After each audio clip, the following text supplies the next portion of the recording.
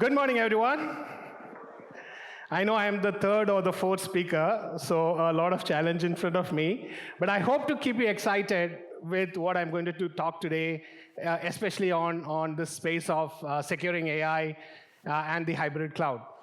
I look after the data security business and the AI governance business for IBM. And I look after the APAC. I work with a lot of banks, telecommunication, governments across the industry today. So I'm going to give a very brief overview of what we are seeing, how we are seeing in this market space that we operate in. And I see a lot of my customers as well here. Thank you, and also to Strategy Inc. for giving me an opportunity to speak today.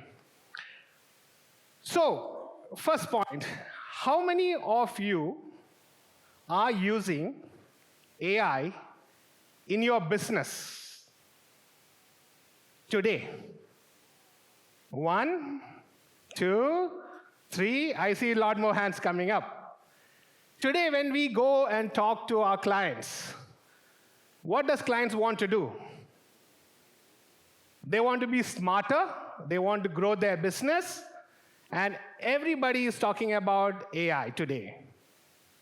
At IBM, we are a hybrid cloud and AI company. And we also do security, right? So we intrinsically understand AI and the impact it has on business, right? Way back, we started the AI journey, and people started doing things like predictive ML. Then came the wave of ChatGPT, where generative AI started, becoming sort of mainstream. And now when you really look at what organizations are trying to achieve, and the new wave that is coming on AI has gone past the Gen AI space and getting into agentic AI as well. Any of you started projects in your business for agentic AI? Not yet? 1, 2, 3, 4, 5. Yes. So the thing is that AI is very rapidly evolving, right? The AI that we see businesses adopting is not what the AI we normally use as a consumer. A lot of organizations are not fully gone production, but they're getting to go production. One of the major differences that we see as organizations build these applications using AI capabilities, and I say AI, is both predictive ML, generative AI, and agentic AI capabilities, is that in the earlier world that we were trying to secure, everything was deterministic. The application developer or the business user or the guy who decides what should be the outcome of the application has defined what is required to be done. There is a IT and development team who makes those applications, and then what actually happens is that the applications are made, tested, and it goes to run. But in today's Gen AI and agentic AI world, we have moved away from that deterministic outcome to more of a probabilistic outcome. Like if you go and run a query on your AI engines, like just say Gemini, you use your Chrome browser, you use a Firefox browser, you use the Edge browser. Put in the same question or the same query, you will get 3 different responses. Right? Why is that? You are querying the same engine, same question, right? But the responses are all different. The reason is that the way Gen AI and the new AI engines work, it's of more of a probabilistic nature. Now, let us look at your business. Your business owner comes in, he decides to make your business smarter. He wants to have a new application with AI embedded into it.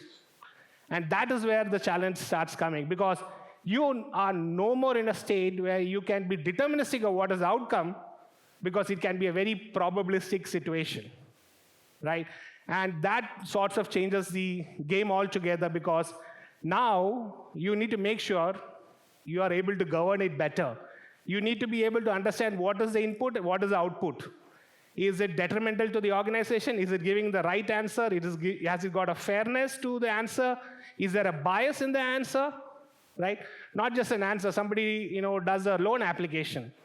Is the loan application evaluated by the the application that you developed, in its fairness, is there a bias that the system has done? All these needs to be evaluated. This is not something that you're doing because you just wish to do it, right?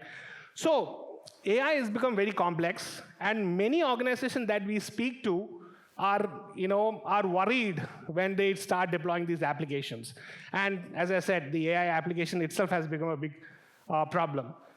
81% of the people that we talk to believe that secure and trustworthy AI is absolutely required for their business. And 51% of the people, execs that we talk to globally, believe that there is a huge amount of risk. But the problem is that only 24% of AI projects can be even considered secure today. That means 76% or more are unsecured. You can check for yourself when you allowed that AI application to go ahead and run, what have been the controls you have put in place, what are the capabilities that you have put in place, because now you have to address a completely new paradigm. So biggest problem that we see when customers look at securing AI has been visibility. Almost all enterprises have multiple lines of businesses trying to launch a smart, intelligent application using one of the AI capabilities. But as a CISO or as a chief risk officer, do you really know what is happening, right? So we see a lack of visibility across. We see that the inadequate controls are there for the AI models. We see that there are very less governance controls in place, and security is a very far afterthought. But the outcomes that are going to come from your applications are going to show the face of your business. And that is something that we keep forgetting.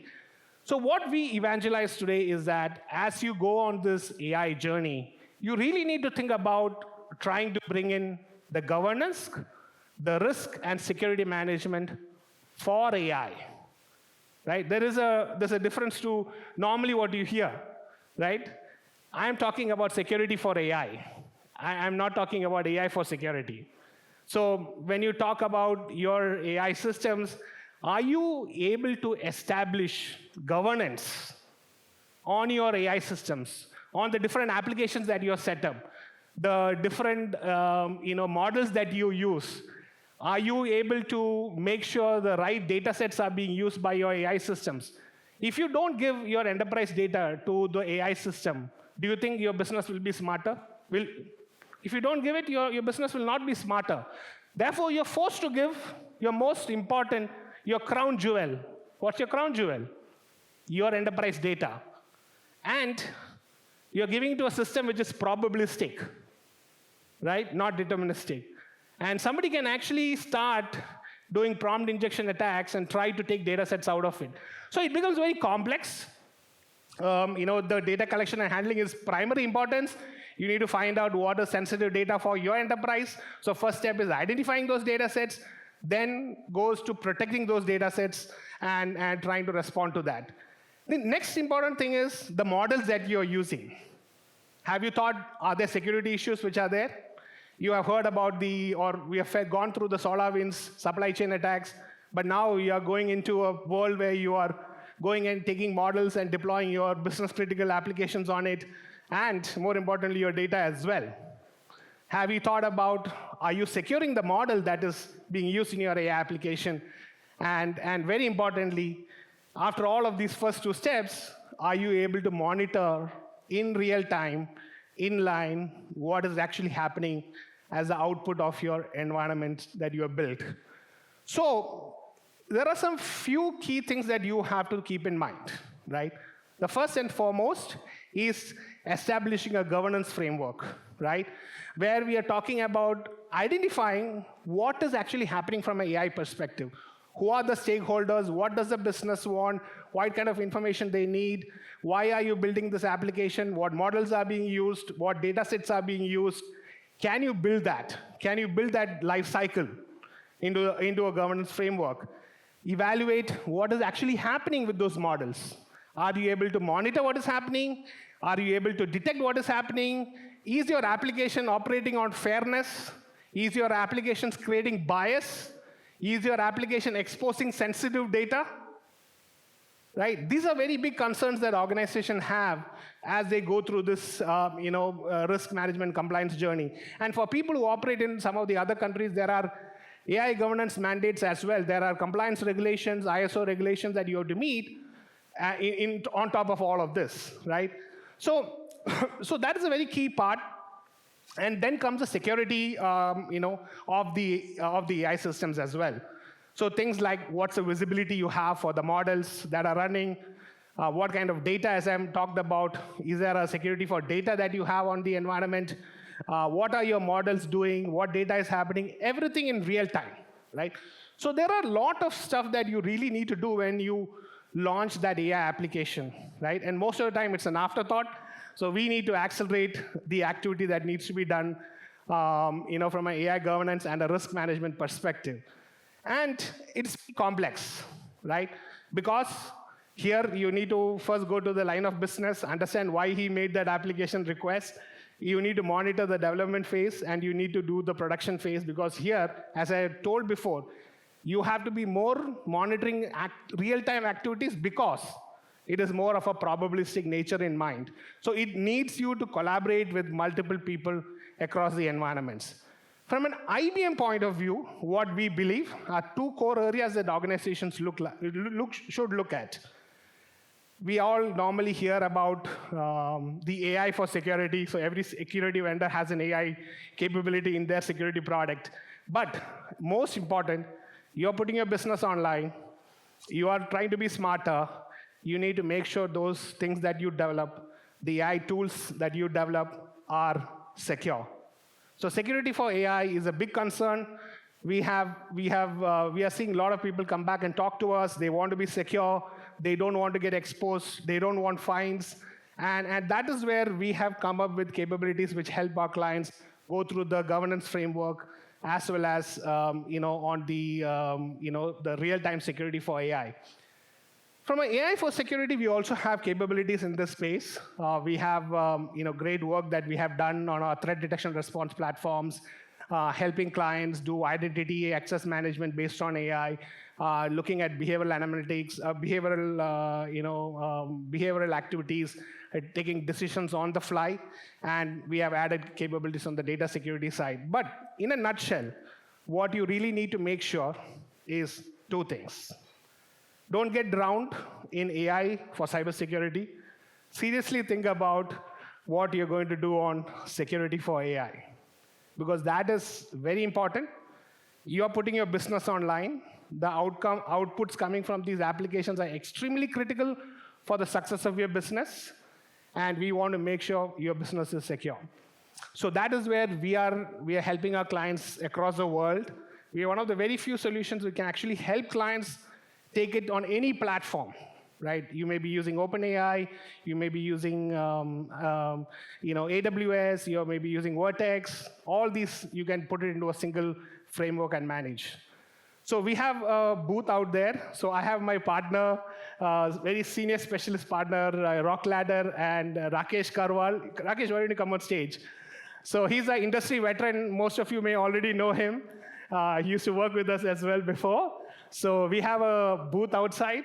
We have a specialist out here to help you talk through this. So we will more than we'll be more than happy if you can come and talk to us. We will be addressing any of these areas in case you want us to address some of your concern in this space. And we are seeing this huge adoption, right? First is a sort of a learning phase. We work with Rock Ladder, Rakesh's team. We do pilots. We help you guys understand how to go through this, right? It is not just a product conversation. It is how you deploy stuff, how you go through a life cycle, and how you deploy security in the industry today, right? So I have my colleagues as well. Looking forward to meeting all of you during the breakouts. And once again, thank you, Rakesh. And looking forward to catching up with you during the breaks. Thank you so much.